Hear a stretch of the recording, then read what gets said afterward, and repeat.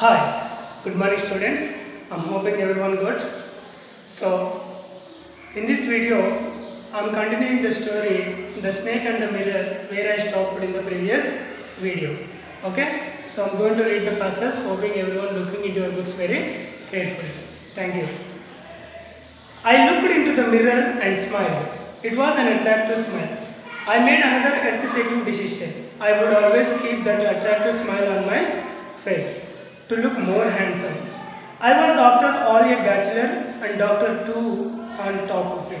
You know something? I looked at myself into the mirror very closely and I smiled. And after I smiled, I made one decision about myself.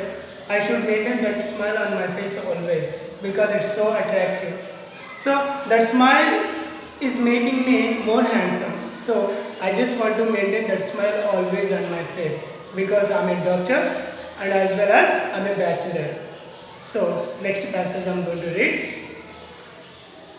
Again came that noise from above. You know something, when I'm looking very closely into the mirror, so I took a decision on myself, something else. At the same time, I listened that sound again from my room. I got up.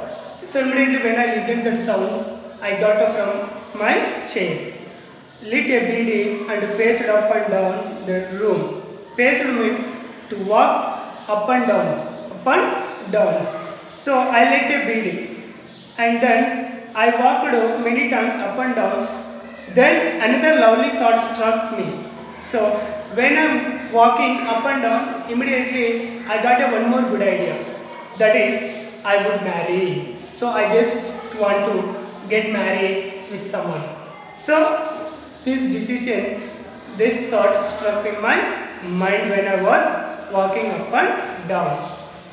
I would get married to a woman doctor who had plenty of money and a good medical practice. So I took a decision, I just want to marry.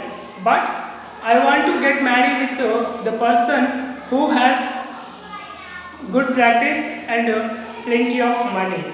So such a woman I need to get married. So in that way doctor is thinking about himself.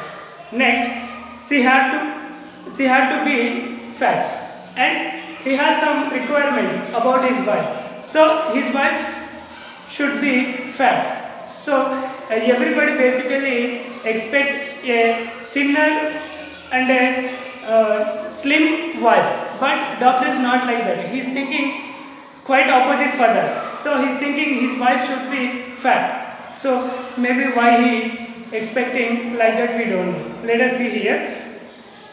For a valid reason. He has a very valid and a good reason for that. Why he is expecting a fat woman.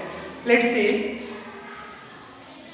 If I made some silly mistake and needed to run away, she should not be able to run after me and catch me. So it is a valid reason why he is expecting to get married with a fat woman.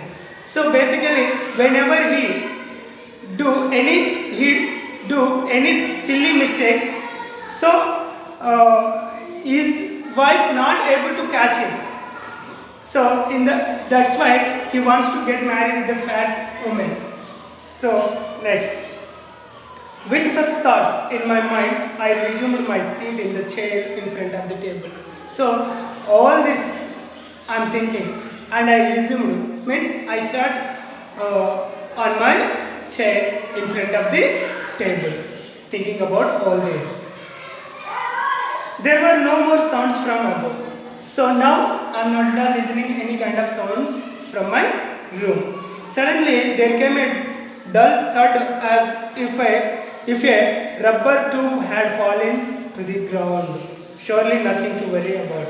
But when I was thinking about all this, there is one dull thud. So thud means a dull sound made when a heavy object falls. So how a rubber tube fall on the floor, so it makes very little sound. So in that same way, so there is a dull thud as if a rubber tube had fallen on the ground. So I listened that, but surely nothing to worry about. So I don't need to think about that. Nothing will happen wrong with that sound. So I'm just thinking in that way. Even so, I thought I would run round and take a look. But I just want to run round and take a look.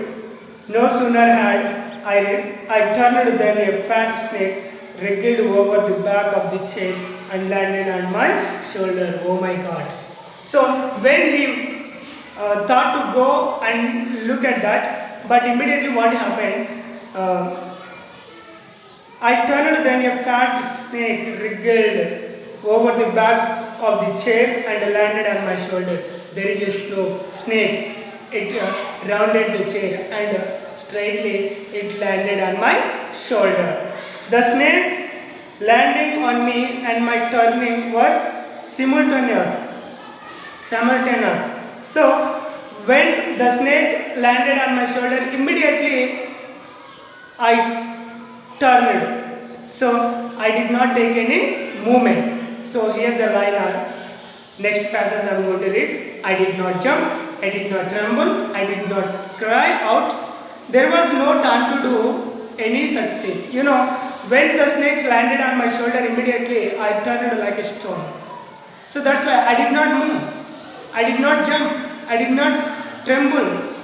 So I did not cry out. So I am not at all able to cry out because the snake already landed on my shoulder. So if I take any shaking, tremble means shake. So if I take any shake of the body, definitely it will bite me. So that's why I become like a stone. I become like a stone. So because there is no time to do all these things. All these things means to jump, to tremble, to cry out. So I did not do all this because there is no time to do all these things. The snake slithered along my shoulder and coiled around my left arm above the elbow. Slithered means moved. So the snake slowly moved and coiled around my left arm above the elbow. So it is called elbow. So the snake coiled all this part. So the hood was spread out and its head was hardly 3 or 4 inches from my face. So what happened? It spread its hood.